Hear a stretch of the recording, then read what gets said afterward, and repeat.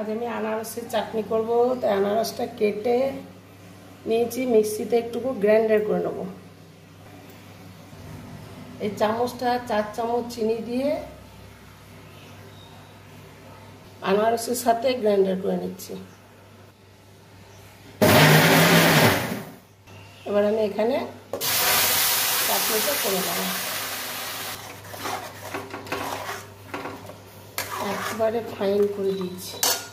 এর মধ্যে কাজু, কিশমিশ, সামান্য লবণ দেব।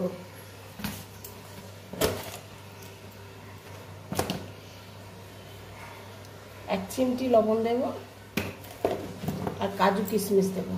এক মুঠো কাজু নিয়েছি। আনারসের চাটনি গাঢ় হয়ে গেছে, নামিয়ে নেব। কাজু কিশমিশগুলো দিয়ে দিচ্ছি।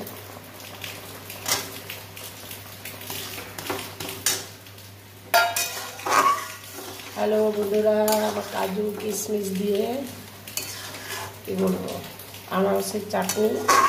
আপনাদের ভালো লাগলে পাশে থাকবেন, সাপোর্ট করবেন, ঠিক আছে বন্ধুরা? আর একটা সাবস্ক্রাইব করবেন। রেডি, নামিয়ে নিচ্ছি। রেডি আনারসের চাটনি, পাশে থাকবেন বন্ধুরা।